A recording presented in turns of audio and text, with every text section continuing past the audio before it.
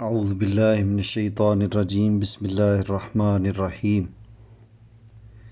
آج ہم شروع کریں گے سورہ بقرہ کی آیت نمبر 203 انشاءاللہ۔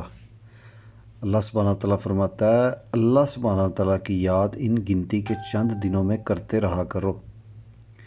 2 دن کی جلدی کرنے والے پر بھی کوئی گناہ نہیں، اور جو پیچھے رہ جائے اس پر بھی کوئی گناہ نہیں۔ یہ پرہیزگاروں کے لیے ہے۔ اللہ سبحانہ تعالیٰ سے ڈرتے رہا کرو اور جان رکھو کہ تم سب اسی کی طرف جمع کیے جاؤ گے۔ یہ ایام تشریق کے بارے میں ہے۔ ایام معدودات سے مراد ایام تشریق اور ایام معلومات سے مراد ذی الحجہ کے 10 دن ہیں۔ ذکر اللہ سے مراد یہ ہے کہ ایام تشریق میں فرض نمازوں کے بعد اللہ اکبر کہیں۔ حضرت صلی اللہ علیہ وآلہ وسلم فرماتے ہیں، عرفے کا دن، قربانی کا دن اور ایام تشریق ہمارے یعنی اہل اسلام کی عید کے دن ہیں، اور یہ دن کھانے پینے کے ہیں، اور حدیث میں ہے ایام تشریق کھانے پینے اور اللہ کا ذکر کرنے کے ہیں۔ پہلے یہ حدیث بھی بیان ہو چکی ہے کہ عرفات ساری ٹھہرنے کی جگہ ہے، اور ایام تشریق سب قربانی کے دن ہیں، اور یہ حدیث بھی پہلے گزر چکی ہے کہ منا کے دن 3 ہیں۔ 2 دن میں جلدی یا دیر کرنے والے پر کوئی گناہ نہیں۔ ابن جریر رحمۃ اللہ علیہ کی ایک حدیث میں ہے کہ ایام تشریق کھانے اور اللہ سبحانہ تعالیٰ کا ذکر کرنے کے دن ہیں۔ حضور علیہ الصلاۃ والسلام نے عبداللہ بن حذیفہ رضی اللہ تعالیٰ عنہ کو بھیجا کہ وہ منا میں گھوم کر منادی کر دیں کہ ان دنوں کوئی روزہ نہ رکھیں۔ یہ دن کھانے پینے اور اللہ سبحانہ تعالیٰ کا ذکر کرنے کے ہیں۔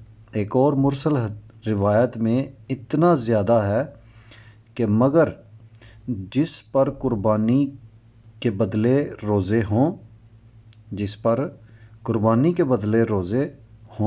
اس کے لیے یہ زائد نیکی ہے۔ ایک اور روایت میں ہے کہ منادی بشیر بن سہیم رضی اللہ تعالیٰ عنہ تھے۔ اور حدیث میں ہے کہ آپ صلی اللہ علیہ وآلہ وسلم نے ان دنوں کے روزوں کی ممانعت فرمائی ہے کہ ایام تشریق میں روزے نہ رکھے جائیں۔ ایک اور روایت میں ہے کہ حضرت علی رضی اللہ تعالیٰ عنہ نے حضور صلی اللہ علیہ وآلہ وسلم کے سفید خچر پر سوار ہو کر شعیب انصار میں کھڑے ہو کر یہ حکم سنا دیا کہ لوگوں، یہ دن روزوں کے نہیں بلکہ کھانے پینے اور اللہ سبحانہ تعالیٰ کا ذکر کرنے کے ہیں۔ حضرت ابن عباس رضی اللہ تعالیٰ عنہ فرماتے ہیں، ایام معدودات ایام تشریق ہیں، اور یہ 4 دن ہیں، 10ویں ذی الحجہ اور 3 دن اس کے بعد کے، یعنی 10 سے 13 تک۔ سب کا اس میں متفق ہے۔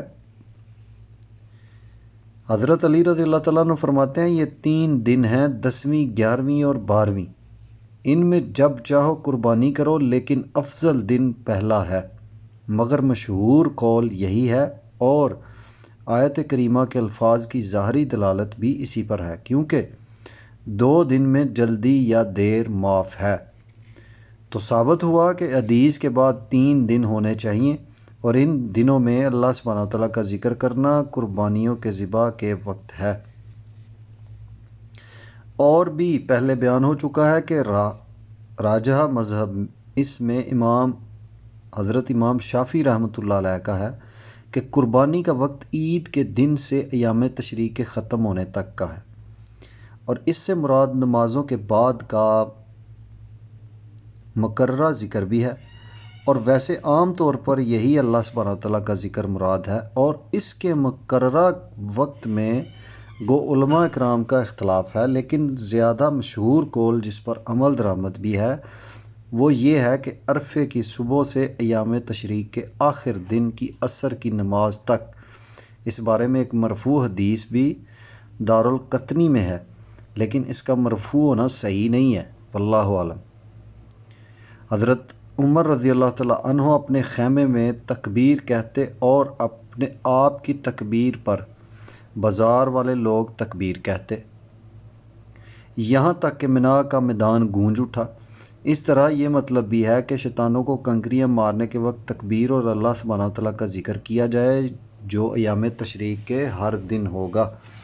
ابو داؤد وغیرہ میں حدیث ہے کہ بیت اللہ کا طواف، صفا و مروہ کی سعی، شیطانوں کو کنکریاں مارنی، یہ سب اللہ سبحانہ وتعالیٰ کے ذکر کو قائم کرنے کے لیے ہے۔ چونکہ اللہ سبحانہ وتعالیٰ نے حج کی پہلی اور دوسری واپسی کا ذکر کیا اور اس کے بعد لوگ اپنے ان مقامات کو چھوڑ کر اپنے اپنے شہروں اور مقامات کو لوٹ جائیں گے، اس لیے ارشاد فرمایا کہ اللہ سبحانہ وتعالیٰ سے ڈرتے رہا کرو اور یقین رکھو کہ تمہیں اس کے سامنے جمع ہونا ہے۔ اسی نے تمہیں زمین میں پھیلایا، پھر وہی سمیٹ لے گا، پھر اسی کی طرف حشر ہوگا، پس جہاں کہیں ہو اس سے ڈرتے رہا کرو۔ آگے اللہ سبحانہ وتعالیٰ فرما رہے ہیں، بعض لوگوں کی دنیاوی غرض کی باتیں آپ صلی اللہ علیہ وآلہ وسلم کو خوش کر دیتی ہیں اور وہ اپنے دل کی باتوں پر اللہ سبحانہ وتعالیٰ کو گواہ کرتا جاتا ہے، حالانکہ دراصل وہ زبردست جھگڑالو ہے۔ جب وہ لوٹ کر جاتا ہے تو زمین میں فساد پھیلانے کی اور کھیتی اور نسل کی بربادی کی کوشش میں لگا رہتا ہے۔ اللہ سبحانہ وتعالیٰ فساد کو ناپسند رکھتا ہے۔ یہاں پہ ان لوگوں کا ذکر ہو رہا ہے جو دل بھیڑیوں کے اور کھال انسانوں کی، یعنی منافق۔ اور یہ کون تھے؟ صدی رحمۃ اللہ علیہ کہتے ہیں کہ آیت ابن شریک نقفی کے بارے میں نازل ہوئی۔ یہ منافق شخص تھا، ظاہر میں مسلمان تھا لیکن باطن میں مخالف تھا۔ ابن عباس رضی اللہ تعالیٰ عنہ کہتے ہیں منافقوں کے بارے میں نازل ہوئی یہ آیت، جنہوں نے حضرت حبیب رضی اللہ تعالیٰ عنہ اور ان کے ساتھیوں کی برائیاں کی تھیں جو رجیح میں شہید کیے گئے تھے۔ تو ان شہداء کی تعریف میں یہ والی آیت اتری اور ان منافقین کی مذمت کے بارے میں، مَن یعجبک، یہ والی آیت اتری۔ بعض کہتے ہیں یہ آیت عام ہے تمام منافقوں کے بارے میں، پہلی اور دوسری آیت ہے، اور تمام مومنوں کی تعریف کے بارے میں تیسری آیت ہے۔ قتادہ رحمۃ اللہ علیہ وغیرہ کا بھی یہی قول ہے اور یہی قول صحیح ہے۔ حضرت نوف بکالی جو تورات و انجیل کے بھی عالم تھے فرماتے ہیں کہ میں اس امت کے بعض لوگوں کی برائیاں اللہ سبحانہ وتعالیٰ کی نازل کردہ کتاب میں پاتا ہوں، لکھا ہے کہ بعض لوگ دین کے ہیلے سے دنیا کماتے ہیں، یعنی قرآن و حدیث کے ذریعے دنیا کماتے ہیں۔ ان کی زبانیں تو شہد سے زیادہ میٹھی ہیں، یعنی جب وہ بات کرتے ہیں تو بہت سننے والوں کو اچھی لگتی ہیں، مزہ دیتی ہیں، لیکن دل مصبر سے زیادہ کڑوے ہیں۔ ایک اولا ہوتا ہے، اس کو مطلب کچھ اور بھی کہتے ہیں، اس سے بھی زیادہ کڑوے ہیں۔ لوگوں کے لیے بکریوں کی کھالیں پہنتے ہیں دل میں، لیکن دل میں ان کے دل جو ہیں وہ بھیڑیوں جیسے ہیں۔ اللہ سبحانہ وتعالیٰ فرماتے ہیں کیا وہ مجھ پر جرأت کرتے ہیں، کیا وہ مجھ پر جرأت کرتے ہیں اور میرے ساتھ دھوکے بازیاں کرتے ہیں؟ مجھے اپنی ذات کی قسم کہ میں ان پر وہ فتنہ بھیجوں گا کہ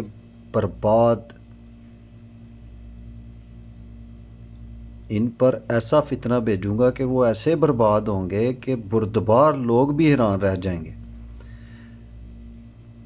کرزی رحمۃ اللہ علیہ کہتے ہیں میں نے غور سے دیکھا تو معلوم ہوا کہ یہ منافقوں کا وصف ہے اور قرآن مجید میں بھی موجود ہے۔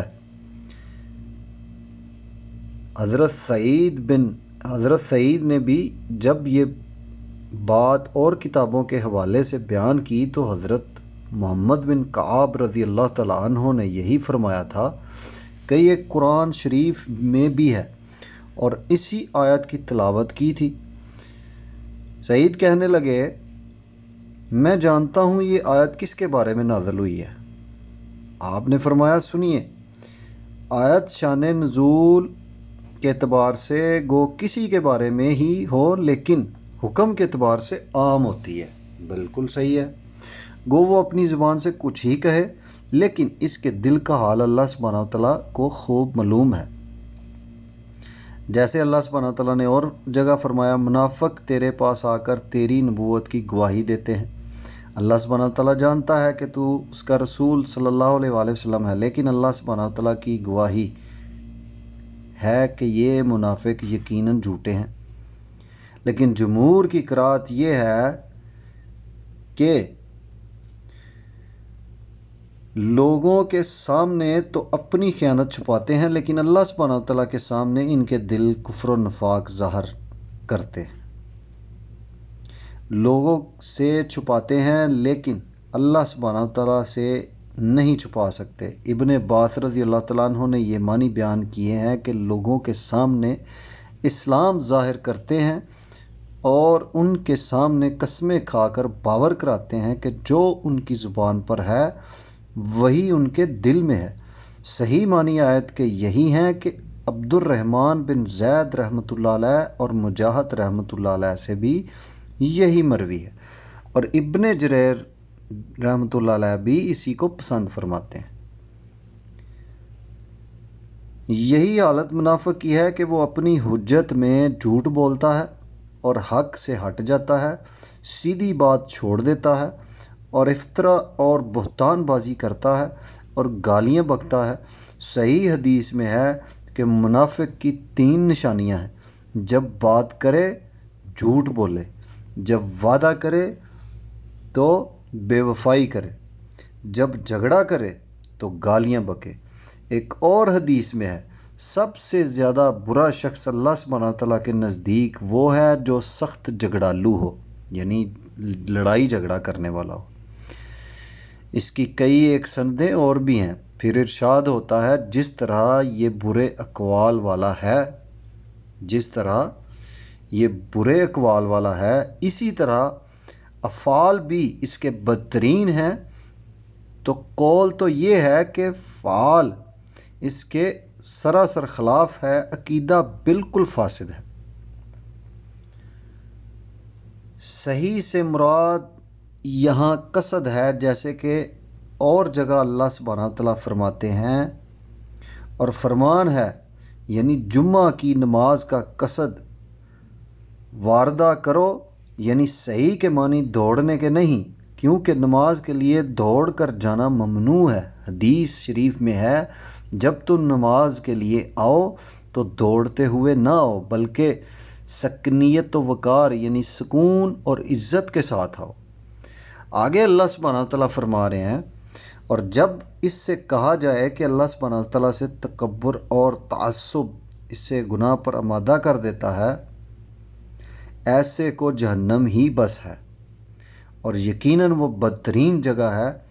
اور بعض لوگ وہ بھی ہیں کہ اللہ سبحانہ وتعالیٰ کی رضامندی کی طلب میں اپنی جان تک بیچ ڈالتے ہیں، اور اللہ سبحانہ وتعالیٰ اپنے بندوں پر بڑی شفقت کرنے والا ہے۔ یہاں پہ منافقوں کا مزید تعارف کروایا جا رہا ہے کہ ان میں کیا کیا خاصیات ہوتی ہیں۔ غرض یہ کہ ان منافقوں کا قصد زمین میں فساد پھیلانا، کھیتی باڑی، زمین کی پیداوار اور حیوانوں کی نسل کو برباد کرنا ہی ہوتا ہے۔ یہ بھی معنی مجاہد رحمۃ اللہ علیہ سے مروی ہیں کہ ان لوگوں کے نفاق اور ان کی بد کرداریوں کی وجہ سے اللہ سبحانہ وتعالیٰ بارش کو روک لیتا ہے۔ کس کی وجہ سے؟ منافقوں اور ان کی حرکتوں کی وجہ سے، جس سے کھیتیوں کو اور جانوروں کو نقصان پہنچتا ہے۔ اللہ سبحانہ وتعالیٰ ایسے لوگوں کو جو بانی فساد ہوں ناپسند کرتا ہے۔ ان بد کرداروں کو جب واضح و نصیحت کے ذریعے سمجھایا جائے تو یہ اور بھڑک اٹھتے ہیں اور مخالفت کے جوش میں گناہوں پر اور زیادہ آمادہ ہو جاتے ہیں۔ جیسے اور جگہ اللہ سبحانہ وتعالیٰ فرماتا ہے، اللہ سبحانہ وتعالیٰ کے کلام کی آیتیں جب ان کے سامنے تلاوت کی جاتی ہیں تو ان کافروں کے منہ چڑ جاتے ہیں اور پڑھنے والوں پر جھپٹتے ہیں۔ سنو، اس سے بھی بڑھ کر سنو، کافروں کے لیے ہمارا فرمان جہنم کا ہے جو بدترین جگہ ہے۔ یہاں بھی یہی فرمایا کہ انہیں جہنم ہی کافی ہے، یعنی سزا میں وہ بدترین اوڑھنا بچھونا ہے۔ مومن کی صفات کیا ہوتی ہیں؟ منافقوں کی مذموم خصلتیں بیان فرما کر اب مومنوں کی تعریف ہو رہی ہے۔ یہ آیت حضرت صہیب بن سنان رومی رضی اللہ تعالیٰ عنہ کے حق میں نازل ہوئی ہے۔ یہ مکہ میں مسلمان ہوئے تھے۔ جب مدینہ کی طرف ہجرت کرنی چاہی تو کافروں نے ان سے کہا کہ ہم تمہیں مال لے کر نہیں جانے دیں گے، یعنی کہ جب مکہ سے ہجرت کرنے لگے تو کافروں نے کہا جو آپ کا سامان ہے ادھر جو مال ہے وہ نہیں لے کے جانے دیں گے کسی بھی حال میں، اگر تم مال چھوڑ کر جانا چاہتے ہو تو تمہیں اختیار ہے۔ آپ رضی اللہ تعالیٰ عنہ نے سب مال سے علیحدگی کر لی اور کفار نے اس پر قبضہ کر لیا، اور آپ نے ہجرت کی جس پر یہ آیت اتری۔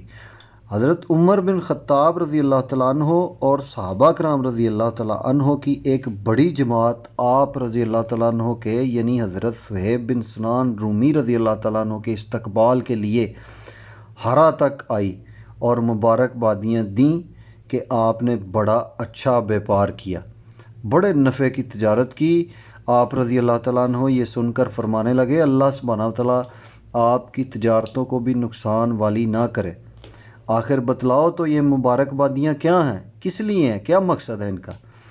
ان بزرگوں نے فرمایا آپ رضی اللہ تعالیٰ عنہ کے بارے میں حضور صلی اللہ علیہ وآلہ وسلم پر یہ آیت نازل ہوئی ہے۔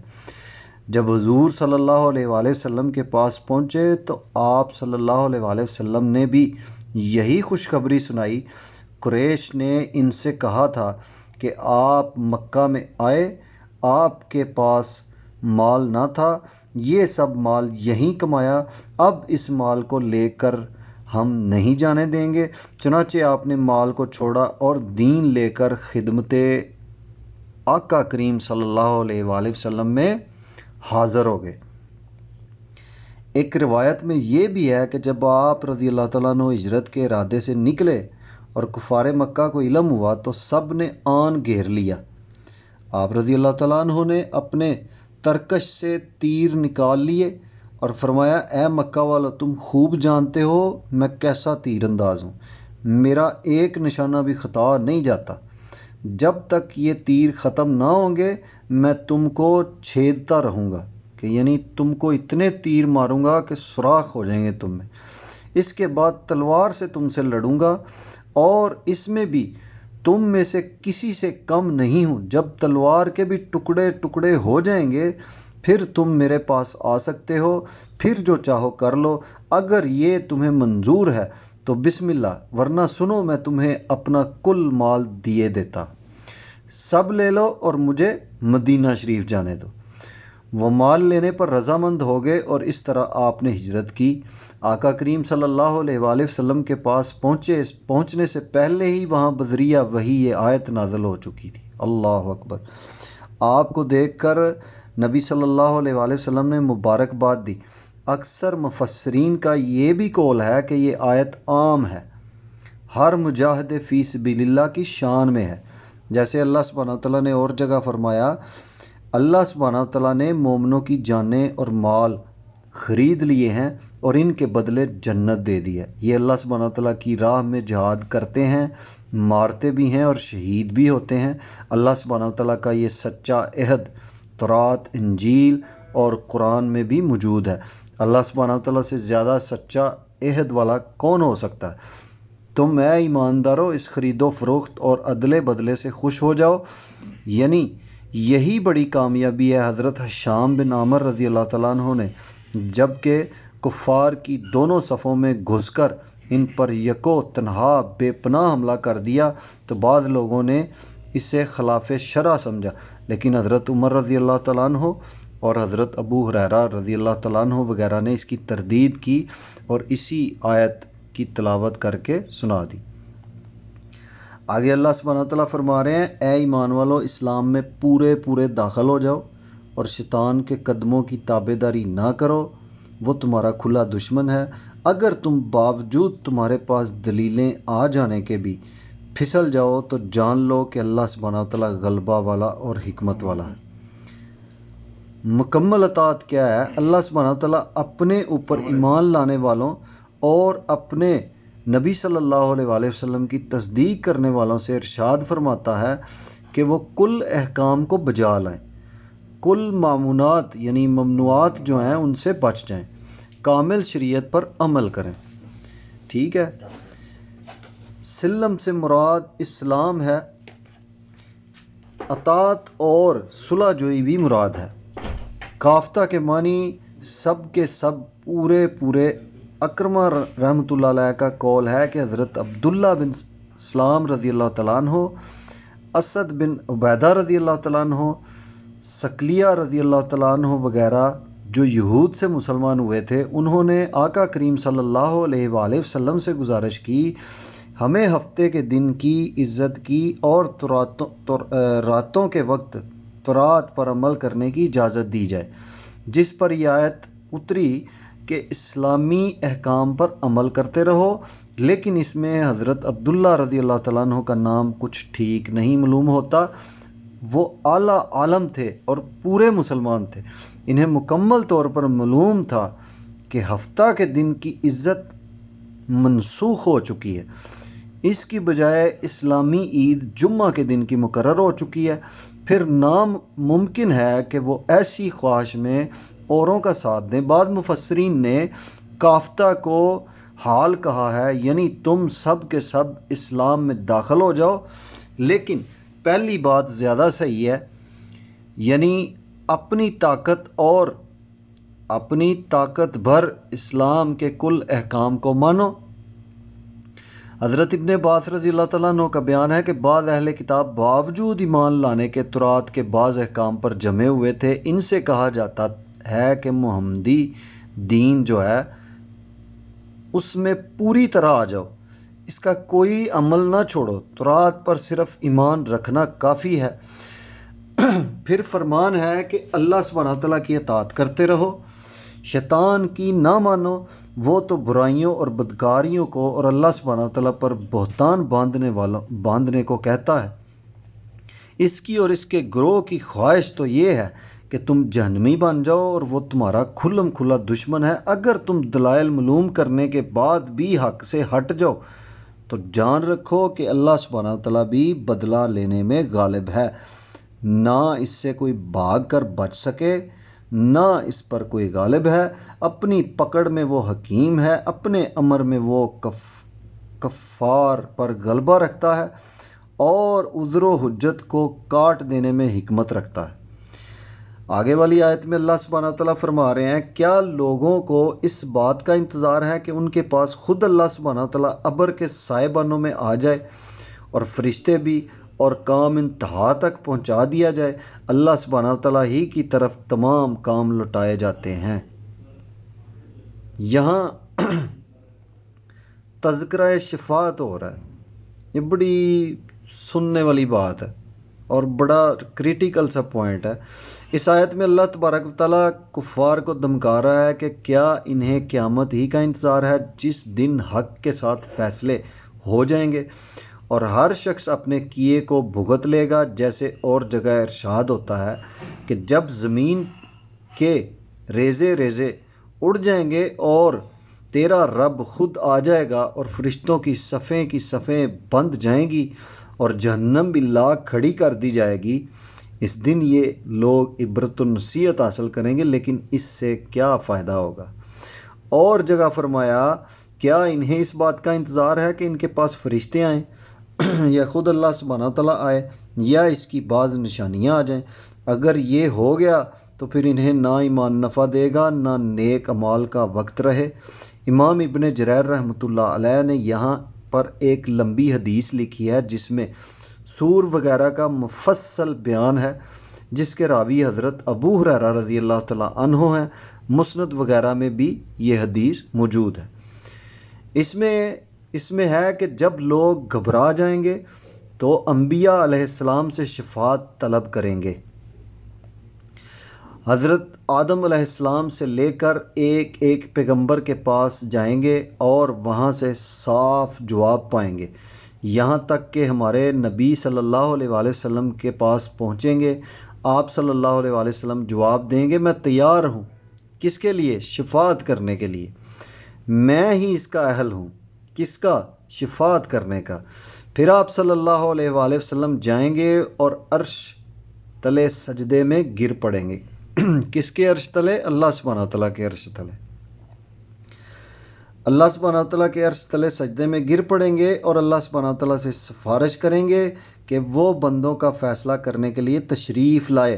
اللہ سبحانہ تعالیٰ آپ کی شفاعت قبول فرمائے گا اور بادلوں کے سائے بانوں میں آئے گا دنیا کا آسمان ٹوٹ جائے گا اور اس کے تمام فرشتے آ جائیں گے، پھر دوسرا بھی پھٹ جائے گا اور اس کے فرشتے بھی آ جائیں گے، اسی طرح ساتوں آسمان شک ہو جائیں گے، ختم ہو جائیں گے اور ان کے فرشتے آ جائیں گے، پھر اللہ سبحانہ تعالیٰ کا عرش تلے اللہ سبحانہ تعالیٰ کی ذات پھر عرش سے اترے گی اور بزرگ تر فرشتے نازل ہوں گے اور خود وہ جبار اللہ سبحانہ تعالیٰ تشریف لائے گا۔ اس کے بعد فرشتے سب کے سب تسبیح خوانی میں مشغول ہوں گے اور ان کی تسبیح پتہ کیا ہوگی؟ سبحان ذی الملک والملکوت، سبحان ذی العزت والجبروت، سبحان الحی الذی لا یموت، سبحان الذی یمیت الخالق ولا یموت، سبوح قدوس رب الملائکۃ والروح، سبوح قدوس سبحان رب العلی، سبحان ذی السلطان والعظمت، سبحانہ سبحانہ ابدا ابدا۔ حافظ ابو بکر بن مردویہ رحمۃ اللہ علیہ بھی اس آیت کی تفسیر میں بہت سی احادیث لائے ہیں جن میں غریت ہے، واللہ عالم۔ ان میں سے ایک یہ ہے کہ حضور صلی اللہ علیہ وآلہ وسلم نے فرمایا اللہ سبحانہ تعالیٰ اگلوں پچھلوں کو اس دن جمع کرے گا۔ اللہ سبحانہ تعالیٰ اگلوں پچھلوں کو اس دن جمع کرے گا جس کا وقت مقرر ہے، جس کا وقت مقرر ہے۔ اللہ اکبر۔ وہ سب کے سب کھڑے ہوں گے، آنکھیں پتھرائی ہوئی اور اوپر کو لگی ہوئی ہوں گی۔ اللہ اکبر۔ ہر ایک کو فیصلہ کا انتظار ہوگا۔ اللہ سبحانہ تعالیٰ ابر کے سائبان میں عرش سے کرسی پر نزول فرمائے گا۔ ابن ابی حاتم میں ہے، عبداللہ بن عمرو رضی اللہ تعالیٰ عنہ فرماتے ہیں کہ جس وقت وہ اترے گا تو مخلوق اور اس کے درمیان 70,000 پردے ہوں گے۔ مخلوق کے اور اللہ کے درمیان 70,000 پردے ہوں گے، نور کی چکا چوند کے اور پانی سے وہ آوازیں آ رہی ہوں گی جس سے دل دہل جائیں گے۔ زبیر بن محمد فرماتے ہیں کہ وہ بادل کا سائبان یاقوت کا جڑا ہوا اور جوہر، اللہ اکبر، اور جوہر اور زبر وجد والا ہوگا۔ حضرت مجاہد رحمۃ اللہ علیہ فرماتے ہیں یہ بادل معمولی بادل نہیں بلکہ یہ وہ بادل ہے جو بنی اسرائیل کے سروں پر وادی طبع میں تھا۔ ابو العالیہ رحمۃ اللہ علیہ فرماتے ہیں فرشتے بھی بادل کے سائے میں آئیں گے اور اللہ سبحانہ تعالیٰ جس میں چاہے آئے گا۔ چنانچہ بعض قراتوں میں یوں بھی ہے کہ اس دن آسمان بادل سمیت پھٹے گا اور فرش اتر آئیں گے۔ اللہ اکبر کبیرہ والحمد للہ کثیرہ وسبحان اللہ بکرۃ واصیلا۔ اللہ سبحانہ تعالیٰ سے دعا ہے کہ اللہ سبحانہ تعالیٰ ہمیں رمضان کے روزے رکھنے کی توفیق عطا فرمائے، صدقہ و خیرات کرنے کی توفیق عطا فرمائے اور ہمیں اپنے ماں باپ کی تابعداری کرنے کی توفیق عطا فرمائے۔